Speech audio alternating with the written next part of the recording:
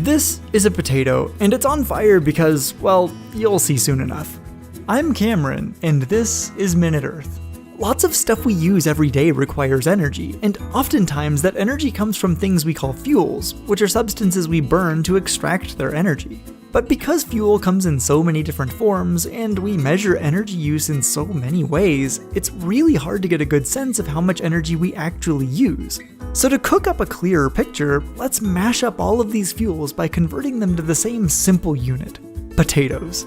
We can do this because a potato is a fuel too, you know, the kind your body burns for energy. This potato happens to contain enough energy to power your body for about 2 hours. What if your car ran on potatoes?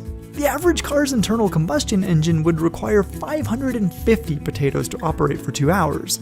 Cars are so potato hungry for a few reasons. First, they're really heavy, so their engines need lots of energy to push all that weight around. And second, their engines have lots of moving parts that create tons of friction. As a result, 80% of the potatoes in your tank get turned into heat, and only 20% actually push the car forward.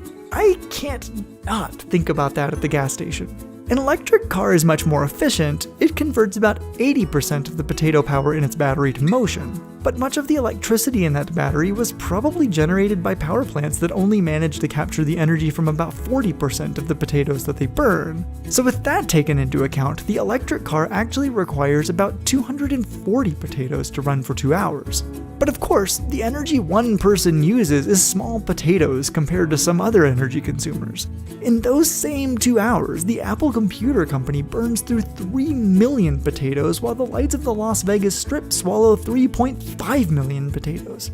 But even those are nothing compared to whole industries like global shipping, which burns 4.2 billion potatoes worth of oil in 2 hours. When you add up all of the energy humankind consumes, the potatoes pile up pretty fast. If we measured a year of humanity's energy use in potatoes, it would be enough to cover the entire state of Idaho in 1.5 meters layer of spuds. Right now, 85% of those potatoes come from fossil fuels, though, of course, thanks to the inefficiency of extracting energy from those fuels, about 2/3 of the fossil fuel potatoes we burn become useless heat.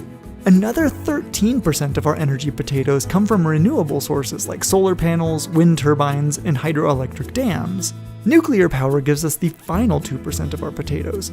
Nuclear power has a similar efficiency to that of fossil fuels, but even then, from a pile of nuclear fuel pellets the size of a spud, we can capture the energy of roughly 350,000 tasty tubers. That's a lot of hot potatoes. This video is brought to you by Gates Ventures. Thanks, Bill.